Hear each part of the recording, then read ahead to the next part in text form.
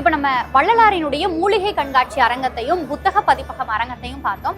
அதை தொடர்ந்து நம்ம இந்த பக்கம் வந்தோம் அப்படின்னு சொன்னா ராமலிங்க அடிகளாராக மருதூரில் பிறந்தவர், திருவருட் பிரகாச வள்ளலாராக இன்னும் குறிப்பிட்டு சொல்லணும்னா எல்லாரும் போற்றுகின்ற வள்ளலாராக வடலூரில் ஜோதி தரிசனம் நமக்கு கொடுத்திருக்காரு அப்படிங்கும் பொழுது அவருடைய வாழ்வில் நடந்த ஒவ்வொரு படிநிலைகளையும் புகைப்பட வடிவில் ரொம்ப அழகாக இந்து சமய அறநிலையத்துறையும் திருவருட் பிரகாச வள்ளலார் தெய்வ நிலையமும் இங்க காட்சிப்படுத்தியிருக்காங்க.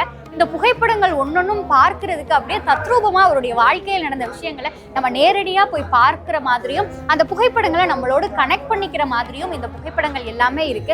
அவ்வளோ ஒரு சூப்பரான குவாலிட்டியில இந்த ஒரு கண்காட்சி அரங்கம் பார்க்க வருகின்ற மக்கள் அனைவரையுமே ரொம்ப ஈர்க்குது. நிறைய பேர்கிட்ட நம்ம கேட்கும் பொழுது இந்த அரங்கம் ரொம்ப நல்லா இருந்துச்சு, இந்த அரங்கத்தில் இருக்கின்ற ஒவ்வொரு புகைப்படங்களும் ஒரு அழகான நம்ம எல்லாருக்கும் வள்ளலார் யார் என்று அறிவுபூர்வமான பல சிந்தனைகளையும் அவர் சார்ந்திருந்த கொள்கைகளையும் கடத்துகின்ற வகையில ரொம்ப அழகாக இதை நேர்த்தியாக பண்ணியிருக்காங்க அப்படின்னு சொன்னாங்க. இந்த புகைப்படங்கள் எல்லாத்தையும் நீங்க வரிசையா பார்க்க போறீங்க.